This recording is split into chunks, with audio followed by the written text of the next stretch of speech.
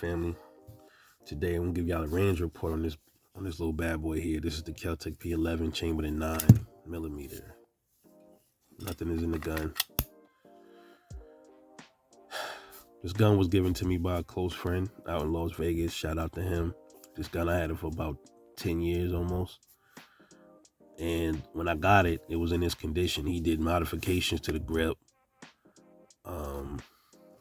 He fused a whole grip onto it, cut into the mag well where in case the mag release fails, you can just rip it out of the gun. Makes it easy to grip the magazine out. It's been this way. I did a little bit coloring, tried to call myself being a gunsmith, whatever you want to say, and then it came out all fucked up, so I took it off. But as far as the function of this gun, it's been excellent. Never give me any problems. Very reliable. Easy to shoot for it to be such a tiny, light gun. The trigger, a lot of people complain about the trigger, but the trigger is basically the safety on these. That's why it's such a heavy trigger. I think this is a 12-pound trigger, but it's a safety pretty much. Just for like people, I recommend the P11 for people that, like I said, that they're nervous about carrying one in the chamber when they don't have any safeties right here. Your trigger on this gun is the safety. You don't have to worry about anything going off with this thing, period. So I love the fact this is a good training gun for somebody just getting into semis, and then they don't want safeties, but they are afraid of the gun going off. Get this.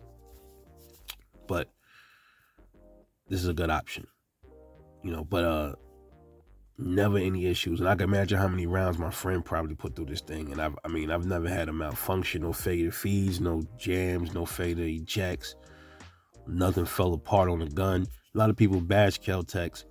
What they are. They work.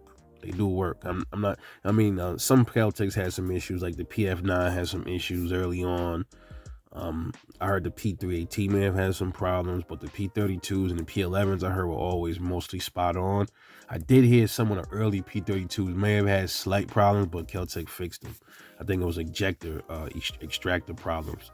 So they had different types of extractors on the older P32s. They had some of the newer ones, I think, were like this, the older ones. And they had one that was like a screw right here, a screw attachment to the extractor. I forgot what it was, but as far as the P11, man, it runs great. Never no problems, man. Manageable recoil, doesn't hurt your finger when you shoot it. Just make sure, you get a good grip. And it's being a light gun, you still won't feel the recoil. The trigger, a lot of people are not used to it, but you will. You will get used to it after a while, man.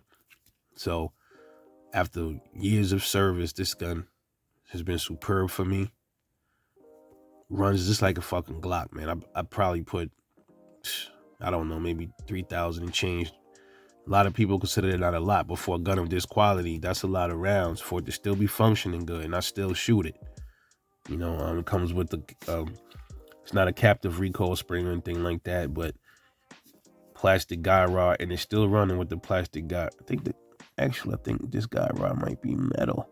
Actually, I think these have metal guy rod. Excuse me.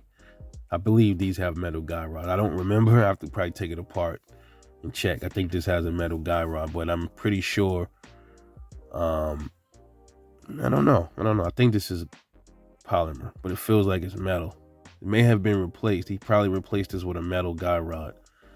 But overall, great gun.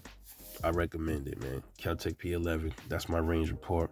Catch y'all later. This is Rebel Shooter, and I'm off this. Peace.